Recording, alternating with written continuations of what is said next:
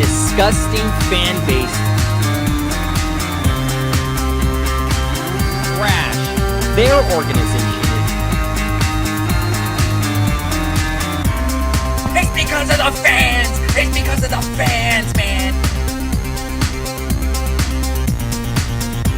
Let's get it going!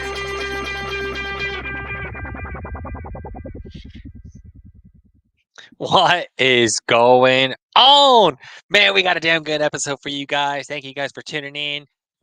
Let's get down to business, baby. UFC 297 predictions, man. Ravi, I think we got a good card here. I got to get your take, man. I got to get your take on this card. What do you think? How you feeling? Before we get going, Ray, I feel like it's only fair if we talk about our TikTok video of Sean Strickland. Yes. That was, I don't know. We're not going to discuss politics on here, however you view things, but we will talk about how much of a controversy that is. Raymond, I just have to ask you straight up. We're going to jump right into it. Yeah. Sean Strickland, a lot of people are saying that Duplessis is in his head now. He's completely in his head. He's off game. He came into the weigh-ins just sloppy, didn't look himself. Duplessis came out all pumped up. Do you think Sean Strickland is letting the middleweight title get to him? Do you think Duplessis is in his head? Honestly, I don't. I don't think he's in his head. I think Sean Strickland's, dude, I think he's one of the most toughest-minded people out there. Yeah. And honestly, dude, I believe he's going to win the fight. You do. I do. What about you, Rob? I gotta get your take here. What do you think? You know what? We'll get into that in a little bit. But before all that, we have a pretty good main card over here, Ray. And we're going to start off with a banger on the first fight, Arnold Allen versus Movsar Evloev. Evloev is 17-0, Ray. Arnold Allen's 19-2. His most recent loss was his last fight against Max Holloway, which was a really great fight, honestly. I got to ask you, who do you think is going to win on it? But before you do, this is going to be a really tough fight. I'm going to side with Movsar Evloev. He's the slight favorite over here, but this could go either way. I don't think this is going to go the distance. This is going to definitely be a finish. Who do you think, Arnold Allen or Evloev is going to win this fight, Ray? I'm going to go with Arnold Allen. Arnold Allen, I believe, is going to win this fight. And I think it's going to go to the decision. I think it's going to be a good, close fight. But I believe he will do enough in the judge's eyes. Yeah, absolutely. In the judge's eyes, so you think it's going to go to decision? I do. I really do. Yeah, absolutely. Next up, we got Chris Curtis versus I'm not even going to try to say Marc-Andre's last name over here. The Canadian, despite in Canada, for Marc-Andre. I'm going to go with him just because I hate how Chris Curtis is, honestly. I hate he's just such a crybaby. I can never cheer for Chris Curtis. Man, I know you're not going to go for Chris Curtis because you don't like him, but I think he's going to win this fight. Yeah. I do, man. I think he's going to whine. I think he's going to be a baby, but dude, I think he's going to win this fight, man. Yeah, absolutely. And we're just rapid firing over here just because we want to get down to the nitty gritty and to the fight. Neil Magny versus Mallet. This one's going to be a deadly fight too, Ray. I'm going to go with Mallet. Yeah. I'm going to say this one's going to be a second round knockout. And Neil Magny, he's just on the decline, unfortunately. And he's going to suffer one on Mallet. Honestly, Rob, I can't even disagree with that. I think you're 1,000% right. I think it's either going to be from a submission or a knockout. Yeah, absolutely. And now this is it, Ray. The co-main event for the vacant women's bantamweight title bout. Raquel Pennington versus Mayra Bueno Silva.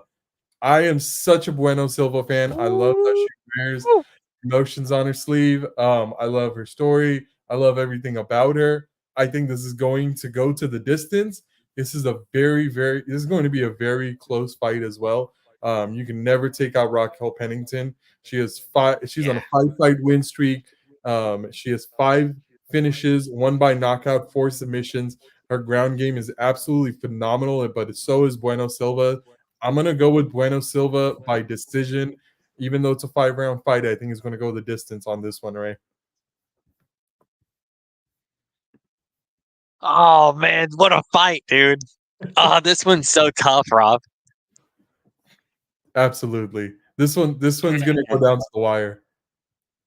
I'm gonna go Pennington. Yeah. I'm gonna go Pennington. I Did you, am. Oh man, this is such a hard fight, dude. you think it's going to go the distance? How do you think it's going to go? Honestly, I believe it's gonna be won by submission. Yeah. I really believe it. I believe it's gonna be a late round finish. I do. Yeah. I think Silva's gonna be winning the fight. And if it went to the decision, it would have been over. Or I mean, Mhm. to the scorecards. Uh-huh. But I think in the last round, I think it's going to be one of those fights where Pennington's just going to pull a crazy move, and it's Yeah. going to work. I think it's going to be Buenos, one of those epic finishes. Bueno Silva's last fight, let's not forget, was against Holly Holm, who she submitted in the second round, put into retirement. Bueno Silva Wow. is 10-2, 7 submissions, 7 first-round finishes. She's just absolutely dominant. I think she will really be tested on this fight. Uh, I do think this one is not going to be a first-round fight. Pennington is nobody to mess with, especially on the ground game where Bueno Silva excels as well. I think this fight is going to go down to the wire. I could see this going either way. I would not even be surprised with a split decision on this fight. Wow. So you're saying, do you think it'll be close, Ravi, or do you think Yeah. Silva will just pull away at the end? I think it's going to be a really close fight. I really do. Yeah. Yeah, absolutely. I am so excited, man, for this fight. But for the fight of the night is going to come in the main event. Sean Strickland versus Dricus du Plessis for the middleweight championship of the world. This one is going to be a crazy fight. Everybody knows last time du Plessis was supposed to fight Izzy and he had to pull out due to an injury. Step in Sean Strickland. Sean Strickland takes out Izzy. Now Izzy is nowhere to be even found. And now Sean Strickland is going to defend the belt for the first time after Izzy against Dricus du Plessis, the guy that was in front of him in line until the injury happened. And they hate each other, man. Du Plessis took a nasty shot at Sean Strickland's father. Family is nothing you want to talk about in the MMA world. It's a very emotional topic. You saw what happened to Colby Covington when he tried it on Leon Edwards. And I think you're going to see it tonight, or I'm sorry, on Saturday night when Sean Strickland knocks out Dricus du Plessis in the third round. Damn. Third round, Rob? I'm going to say third round, he's going to knock him out. Now, can I ask you this, sir? Yeah, When he knocks him out, do you think he's going to punch him again when he's on the ground? absolutely. And I think he should. Absolutely. Yeah, and I think Like, he you should. know what I mean? Like one of those Jose Masvidal kind of things. We did to Yeah, Ben Askren. the personal You think it's going shots. to be Yeah, like that? Yeah. absolutely. And you should. But I'm not, as much as I don't like Dricus du Plessis. And you know what? I used to really like du Plessis. I don't know what happened to him. He just took on this bad guy villain role out of nowhere, and I don't know if it's getting to his head, but he's a damn good fighter. 20 and Yeah. 2 in his professional career, 8-fight win streak, 9 wins by knockout, 10 wins by submission, 19 out of 20 finishes. This guy is nobody to mess with. Sean Strickland is going to be up for a major challenge, and this might be honestly Sean Strickland's toughest fight, even with him fighting Izzy. Rob, you I couldn't have you couldn't have said it any better. I gotta I'm going Duplessis, man. Yeah. And I think he's gonna beat Sean Strickland in the second round by knockout. Really? And the reason why I say that is because Sean Strickland did not look good in the weigh-ins. He looked absolutely defeated. He Mhm. looked extremely exhausted. And, you have to, for those who don't know, these guys got to rehydrate. I know he's going to rehydrate. He's going to eat. He's probably going to gain back to that weight, at least almost to the weight that he was at. But, like, Ravi, he didn't look good. He just looked so weak and defeated, man. It felt like it took him 10 years to get up the stairs. Yeah. He was just done. He was completely drained. He made weight and even lost half a pound extra. On top of that, he weighed in at 184.5. But did you see the difference when Dricus came in? He was pumped up. He was jumping around. He made that weight easily. This was a really hard weight cut, you can tell, for Sean Strickland. And that goes into it. The energy that they're going to have on fight night. I know everyone's like, oh, it's another 24 hours away. Well, yeah, but when you're so drained and then you're trying to put more weight on for the fight so you're not underweight when you're fighting someone like Dricus, who's ginormous in the ring, by the way, it's going to be a tough task. It really is for Sean Strickland. His durability will definitely be in check over here also. But Sean Strickland's guard is just so awkward, and Dricus, his stance is just so awkward. This is just going to be an awkward fight, and this could just be over in just a blink of a second, to be honest. Dang. Yeah, I agree. Man. It's going to be one hell of a fight. I'm super excited to see it. Man, yeah, dude, UFC 297, here we come. Here we come. And you know where else were we going, Ray? Where are we going? We're going to talk about some NFL news before we get into the playoffs and make our predictions. So many things has happened, Ray, this past week since our last podcast. Just effective a few hours ago, Antonio Pierce, the guy on the top left of the screen right over there, officially got announced. Finally got announced as the Raiders head coach. Before we dive into anything, Ray, how do you feel about the hire? So, man, it's a disappointment. It's an absolute disappointment. Raider fans, my gosh. It's like they just want to stay a bad organization. It's like they don't want to be a good organization. And it's really sad, man. There's that guy right in the middle of the screen, Jim Harbaugh, is right there in your face. The bottom left, it's going to be Bill Belichick. I mean, come on. Like, what are you guys doing? You have two of the greatest coaches. Well, you have the GOAT, obviously, in Bill Belichick.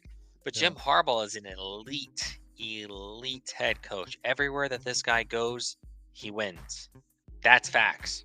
Mm-hmm. He just won a national championship with Michigan. And, man, Rob, I don't know what the Raiders are doing. I have no idea what I'm not going to say. I think Pierce will never get them to the playoffs. He'll never get them to the playoffs, man. Yeah. You'll see. It's the same thing. What do you think, Ravi? How do you feel about this move? I don't know if I'm caught with Raider Nation on this one or what. I really like this move, them signing Antonio Pierce. A lot of players voiced up, including Max Crosby, saying that if Antonio Pierce is gone, he's going to explore all options, which means that if they don't hire Antonio Pierce, he's going to demand a trade. And that's exactly what he meant by it. A lot of big player names wanted to come back only for Antonio Pierce. I do think it's a good move. But the thing is, how many times have we been through this? John Gruden, Josh McDaniels, Steve Biscotti. Antonio Pierce now is going to be added onto that list. I think this is going to be one of those coaches. All the hype. This is our year, just like those Cowboys delusional fans. All the hype. Oh, this is our year. We're going to the playoffs. We're going to the Super Bowl. We're going to do this. We're going to do that. And I don't think they're going to make the playoffs. I'm with you. Dude, I agree. And honestly, it's just sad now. It's like, before I'd always be like, like make fun of the Raiders and all that stuff. It's Right. just getting like, it's just kind of getting embarrassing. Right. Like, it's just super embarrassing, man. And you know what's wild too is whatever we don't even know what Antonio Pierce's vision for the football team is. And the crazy thing is let's just say he has his vision, right? He's got his vision, what he wants, how he wants to run his program. In comes their brand new GM.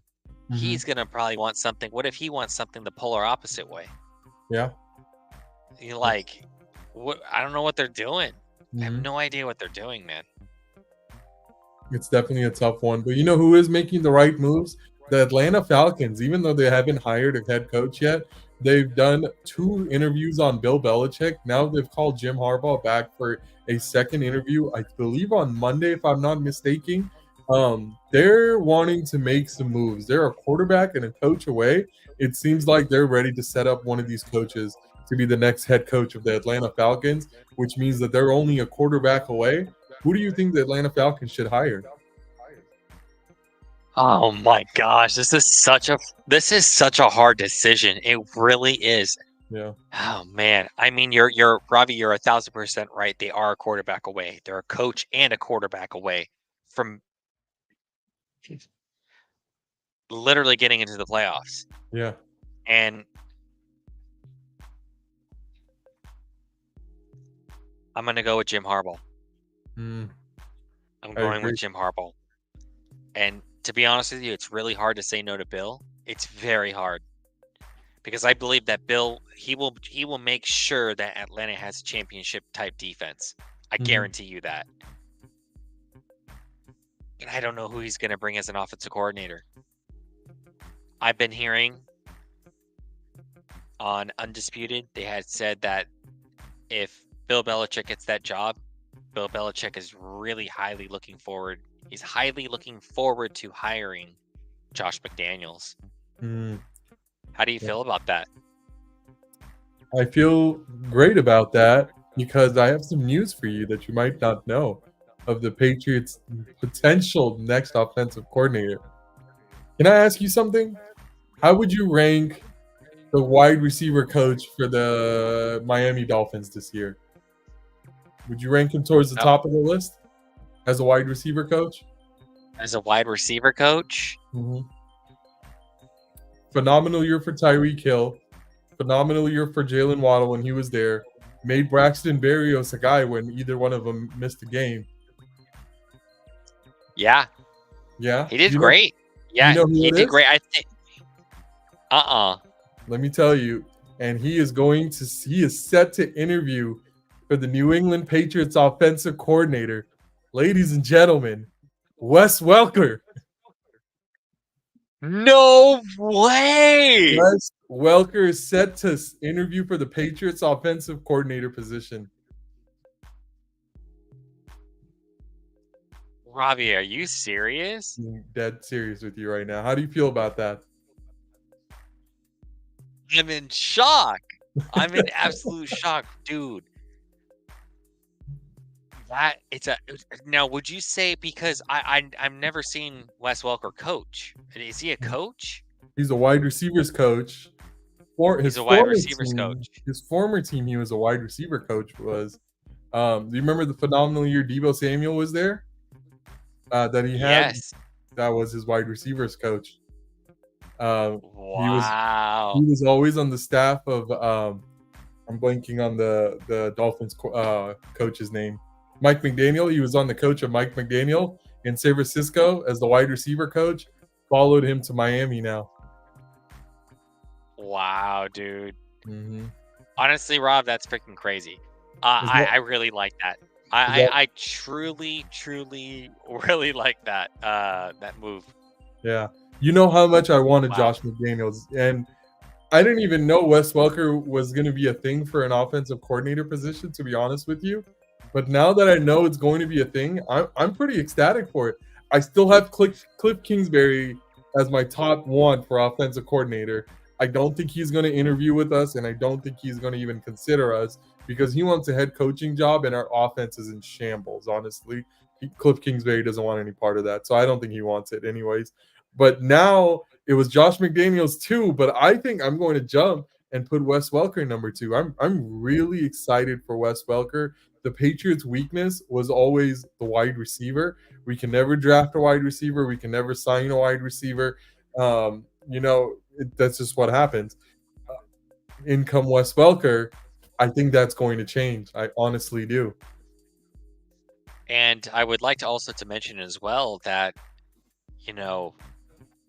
Miami had such an elite offense. I mean, I get it, like, could you imagine, Ravi, if you guys can adapt like that Miami type of offense? Be insane. Like, but think about how wild but I honestly, to this day, I still believe that your defense, your Patriot defense right now is better than their defense. Yeah, I believe that.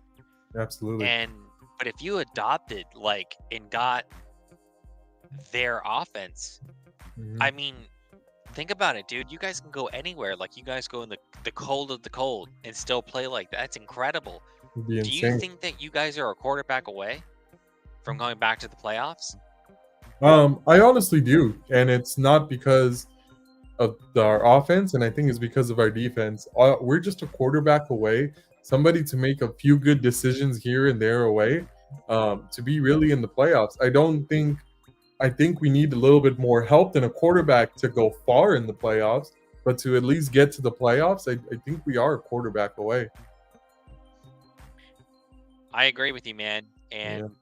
what a time to get a quarterback this year, though. Oh If you man, do. absolutely. What a time. And I honestly, Ravi, I can't wait Heck yeah.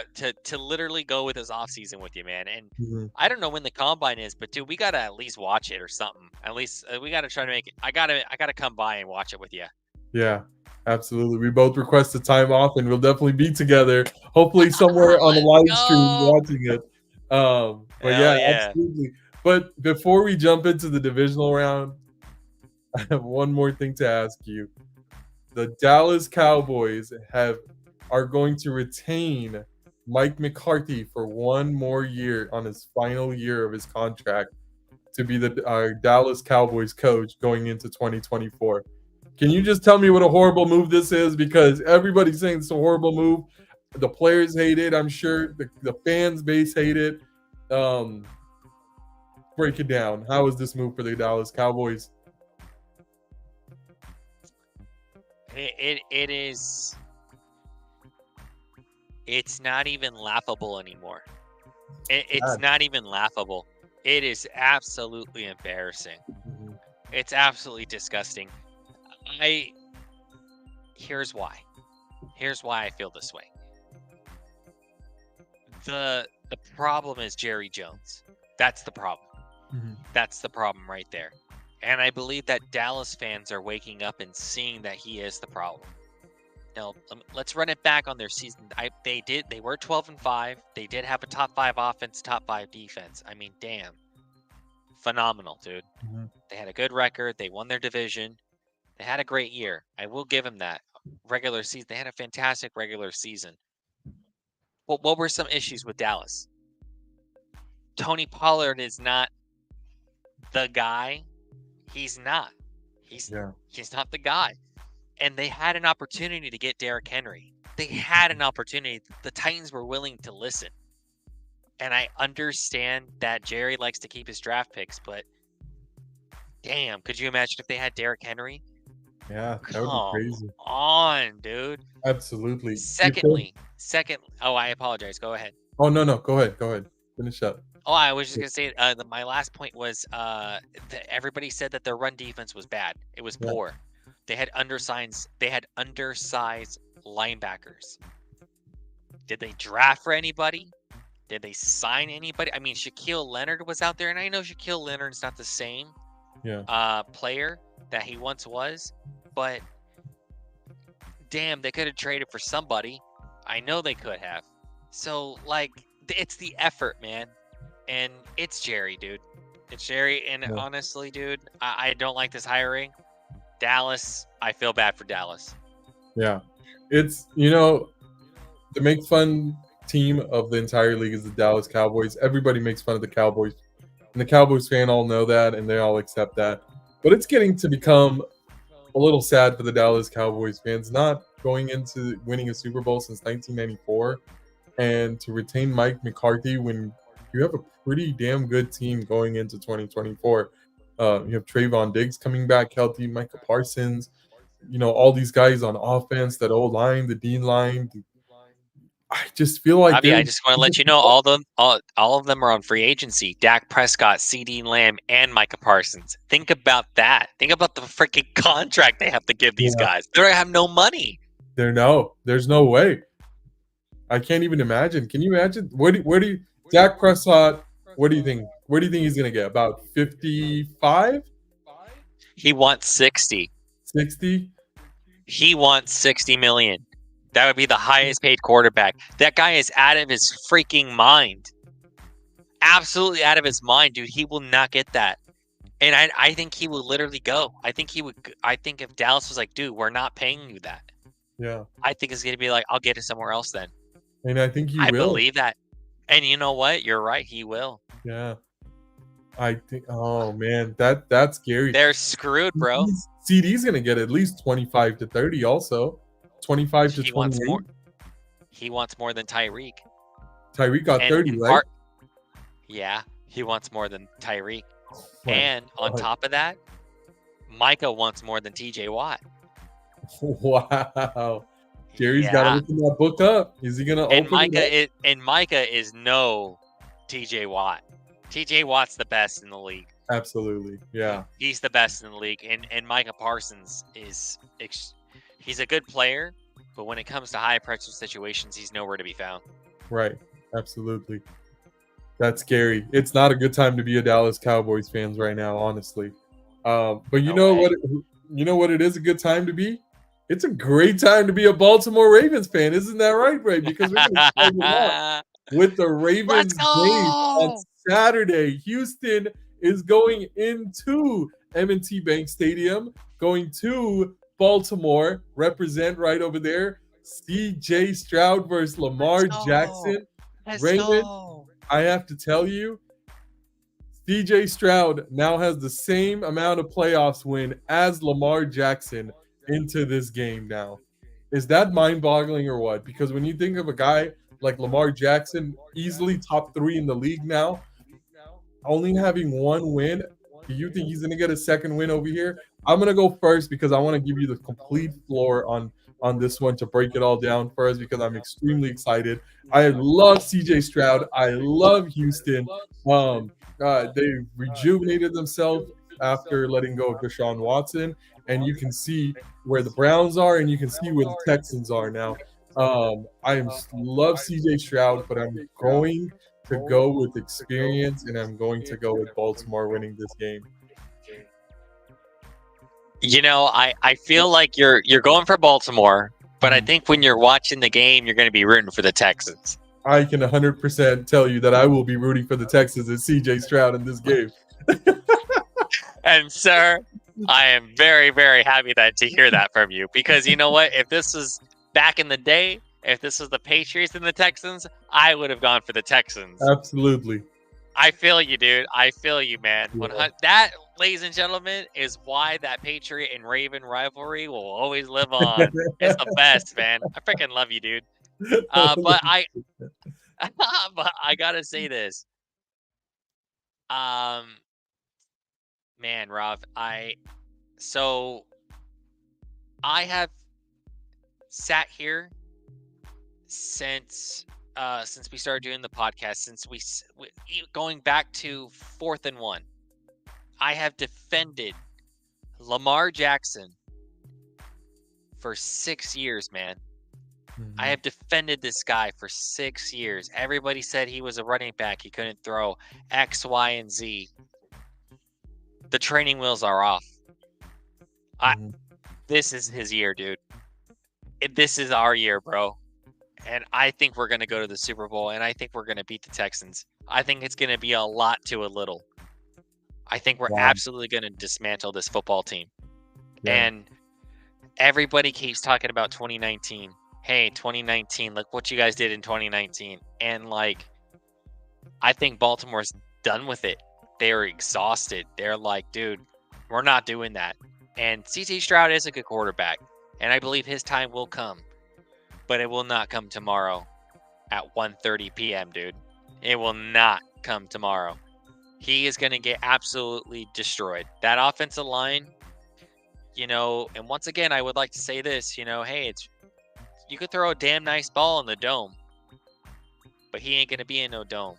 He's going to be in the Ravens' nest, baby. And we're going to dismantle this football team. Let's go. Let's go indeed. I'm so excited for you, honestly.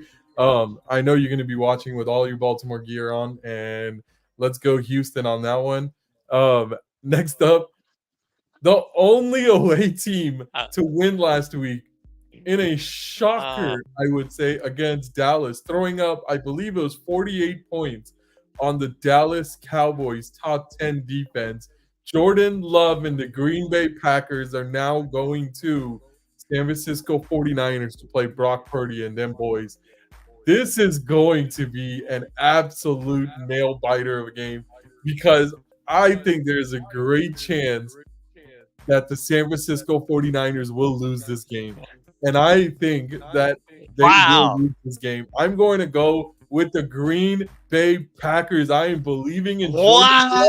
I am going to right now and saying the Green Bay Packers are going into, is it Levi Stadium? Whatever is Candlestick, Levi, wherever they're at now, they are going to go there, and the Packers will defeat the San Francisco 49ers. Brock Purdy, meet your daddy. Oh, that's freaking wild, dude. I'll be honest with you, man. I'll be honest with you. I'm whatever I was gonna say, you literally threw me off. I couldn't believe it.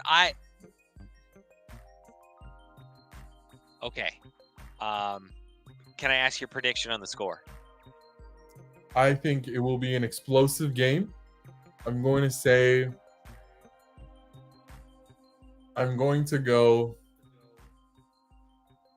35-28 Green Bay. 35-28 Green Bay. Wow. What about for the Baltimore game? The score on the Baltimore game? Yeah. I think that'll be a pretty good offensive game too. I think there'll be some defense in there too.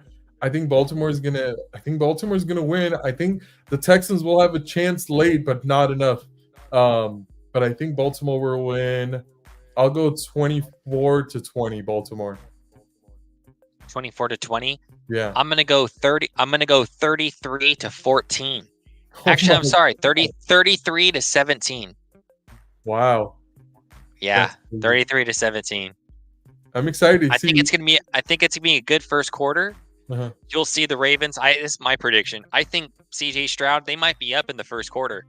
Uh-huh. But I think as you see through the game, as the game keeps progressing, I think that Ravens team will get that, knock off a little bit of that rust, and they'll get back to the normal selves. Yeah. And then you'll see the game start slipping away. But we got to remind everyone, Marlon Humphrey's out, if I'm not mistaken, right? He is. He is. Brandon Stevens, Ronald Darby, Kyle Hamilton, Marcus Williams, Geno Stone, all these guys, man, they got to be on their A game, dude. They have to be have to be one singular unit, out there, but I believe in them, dude. Yeah. I believe in them big time. I think with Roquan, Patrick Queen, their communication's on another level, dude. This team's for real. And plus, we got some dogs, dude. We got some absolute dogs. Jadeveon Clowney, Kyle Van Noy, Owe Odafe, Justin Matabike. Dude, we are the best pass rushing unit. We are the number one freaking team in the NFL. We should absolutely dismantle this team. Yeah. But I am going to go for the San Francisco 49ers. I took a long time there. I apologize. What's the score on this one? That whole time that I was talking, I was seriously thinking fuck, I don't know who to go for. Green Bay or the freaking, because you convinced me. Dude, honestly, I'll be real with you, man. You really, really convinced me. I want to go for Green Bay. It's going to happen. I will be honest. I'm letting everybody know I am 110% rooting for Green Bay, but I think San Francisco will win. I think Baltimore had set the recipe to beat Brock Purdy. Mhm. I really believe that. But I just don't know about Green Bay defense versus this offense. I'm going to say this isn't a high game. I think the 49ers score 42 points, and I think Green Bay scores 30. Wow. Yeah, I really do. That's going to be a fun Jordan Love's going to get his. Yeah. It's going to be a fun Saturday. We got these 2 games, and we got UFC tomorrow. The girls are going to hate us tomorrow. I mean, that's just the facts, honestly. That's true, but man. they're also going to hate us Sunday because we got That's one true. more day of NFL football. The Tampa Bay Buccaneers against DC and the Detroit Lions. I love me some Baker Mayfield. I know you hate this guy. I know you hate Baker, but I've loved Baker since he came out of Cleveland. I know it was a huge shocker when it was in the draft. I believe Sam Darnold was projected to be the #1 quarterback. I always loved Baker way more than Sam Darnold. Cleveland, I think, made the right decision, but unfortunately, Baker had to go to a poverty franchise like Cleveland. Now he's finally with a real team, a real franchise, the Tampa Bay Buccaneers. Tom Brady has set his stamp, set his mark on Tampa Bay, but it's not going to be enough when they go to MCDC in Detroit. I'm going to go Detroit, and I'm going to go pretty handsomely Detroit. I'm going to say this one's going to be 35-14 Detroit. I'm 1000% going for freaking Detroit. I can't stand Baker Mayfield. I can't stand that guy. I can't stand him, bro. I want him to lose so bad. So I'm going to go with the freaking Detroit Lions. Let's go Lions. Let's go Lions. Yeah, absolutely. We're in a world now where the Detroit Lions or Baker Mayfield is going to be in the NFC Championship. That's absolutely unbelievable. Insane. Is that insane? That's insane. That's insane. Jared Goff and the Detroit Lions or Baker Mayfield is going to be in the NFC Championship next week. And when they go, if the Niners are there and the Niners have to verse Baker Mayfield, that's the easiest win, I feel like, ever. Don't count out Baker. I know I counted him out on the Detroit game, but don't count out Baker still. Are you saying that if Baker Mayfield wins and Brock Purdy wins this weekend and they verse each other in the NFC Championship game, you're telling me that Baker Mayfield has a chance to beat the 49ers? I am telling you right now that Baker Mayfield has a chance to beat the San Francisco 49ers. Didn't they play each other earlier this season? And they got romped. They got destroyed. Oh, right here. 27-14. Look at look at the yards though. Yeah. Yeah, that was crazy. Okay. Yeah, this was not a close game at all. I still think Baker Mayfield can do it. I still do. I love Baker Mayfield. Maybe I just love him a little too much. I'm a believer in Baker. And now I'm a believer in Jared Goff, apparently, too, because I think he's still going to be Baker. Yes, sir. Next up, I think we saved the best game for last, to be honest with you. Yeah. You talk about rivalries. You got Tom Brady, Peyton Manning. I think this is the passing of the torch. I think these are the next two right here. Now we're going to talk about Patrick Mahomes and Josh Allen. These two guys have been in so many amazing games. Josh Allen has not gotten his, but this time it's Patrick Mahomes going to Buffalo. This is going to be a crazy game, to be honest with you. But before I ask, do you know the Swiftie? Is the Swifties going to be there or no? No, she's not going to be there. You want to know why? Because the freaking Buffalo fans are going to be throwing snowballs at her. I guarantee you. So no, she will not be there. Okay. That wasn't going to sway my decision either way, to be honest. I think that the Baltimore Ravens will face the Buffalo Bills in the AFC Championship. I think Buffalo's going to win. Kansas City is going to show its flaws that it had all season long with the wide receiver drops and everything.